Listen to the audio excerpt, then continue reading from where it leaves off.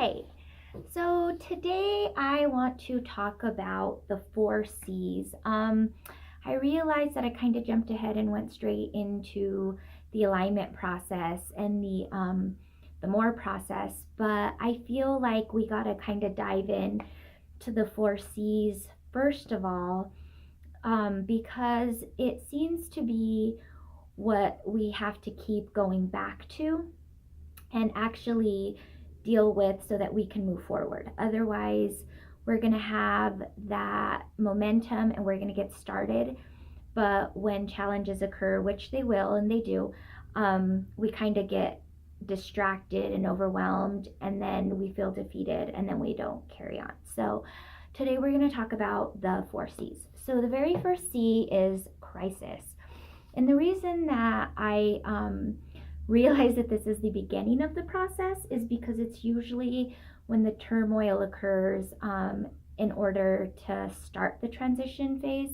So a crisis is usually what happens when, we get hit hard, where we can no longer remain on autopilot, where we've been spending our time where we get up and we just kind of go through the motions and let things happen to us, and then we deal with it, and we often don't have the control we need, so it's easier to get knocked down because we don't have that purpose in place. So with the crisis, it's when you feel stuck and you're not moving forward and there's no direction, the autopilot for sure, and you just feel like there's no direction coming up, and that's when you recognize, okay, something's not right. The next one is the change. That's the next C. So the change is you recognize that something has to change. I can't see this being my life in a year from now. I don't want it to be my life in a year from now, or I've been this way all of my life and I'm done. I've made the decision to change what is happening now. And naturally, the very first thing that occurs is we start blaming others. We start looking around and find people to blame. If our relationship isn't going well, we blame the person that we're with. Because of them, I'm not happy. Because of them, I'm in this situation. And we kind of hold on to that idea that it's someone else's fault. And it's easy to do that. I hate my job, my boss is a dick, or whatever. I hate where I live, but Colorado is just so expensive and I don't have a choice. So you start just kind of finding different things but yourself to blame on why things aren't going well. So that's another thing. So what I find is accountability is key. So accountability is basically just looking at yourself as the common denominator. You're the primary, ingredient in every situation. So 9 out of 10, one thing's not going well and everything's not going well. So it's not just the one thing that's just ruining your life. It's a lot of different things. And it's because it's you, it's your behavior, it's your input, it's your, you're seeing what you want to see. You're sticking with what you want to stick with. You're a part of the problem. So always look out for how you are involved in all of this. If you're in a bad relationship, oh, he's horrible, he treats me bad and blah, blah, blah. But you're staying there because, oh, he pays my bills. Where will I live? I have to stay here. So you're blaming him that you're unhappy instead of saying, I might have to figure something else out so that where I live doesn't have to, I don't have to rely on someone. So, just kind of keep those different things in mind with whatever your situation is.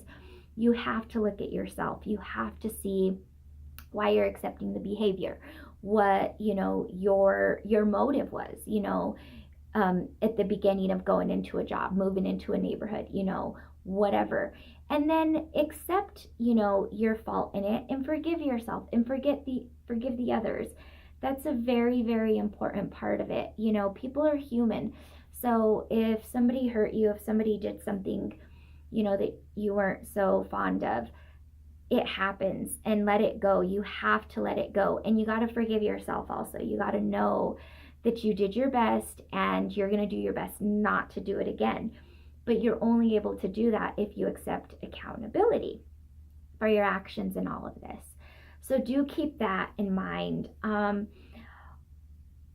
Usually, and it's not in all cases, but usually once we retrace those steps on why we're putting up with certain behaviors, certain environments, certain things and people, is because of our childhood. And that's the third C.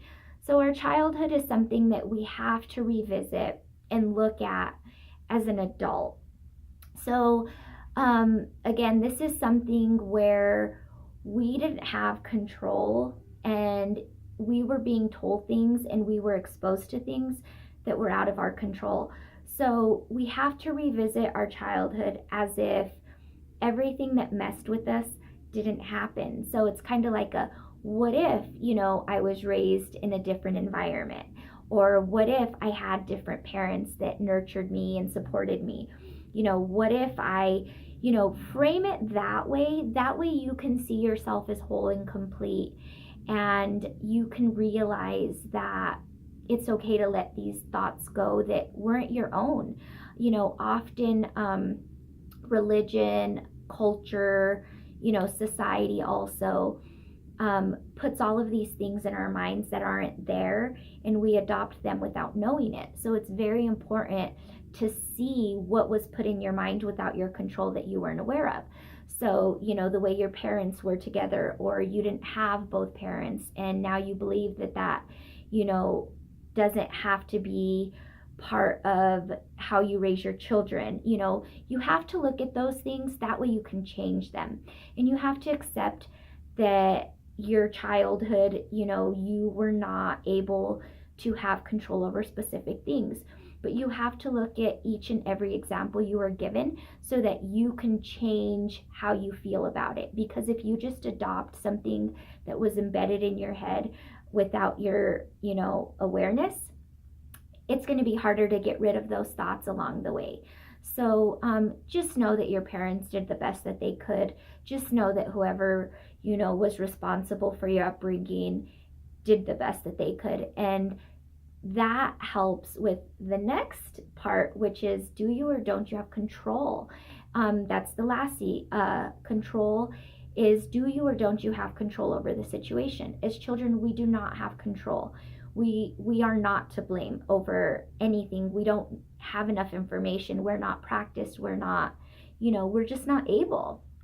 So definitely look out for that part, is, do I or don't I have control over this? When you get older, you absolutely have control over a lot more, which is yourself. As a child, you don't have control over yourself because you're underage and you can't do certain things. So there's limitations there. So also keep that in mind, the control part. Do I or don't I have control over this? When you recognize that you don't have control over it, just step back and assess the situation and decide, how do I make myself happy, continue my life moving forward without this messing with my outcome? And, a big one is forgiveness, forgiving, the people that you don't have control over, and moving forward. Because when we hold a grudge, when we hold that anger, what happens is we're burning ourselves. So it's kind of like holding a hot stone that you're waiting to throw at the person you're upset at. You're only burning yourself. They don't feel it. They don't know you're, in pain, waiting to see them to throw it at them.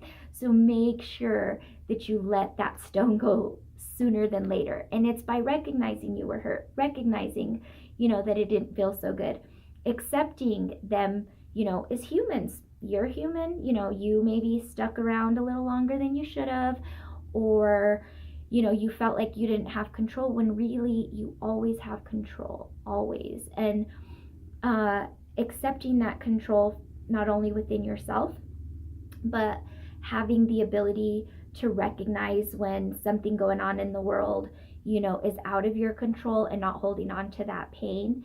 These are all things that cause us pain inside and turmoil, which doesn't allow us to move forward.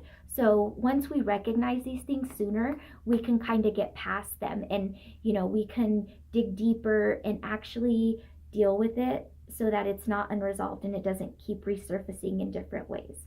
So that's my message for today.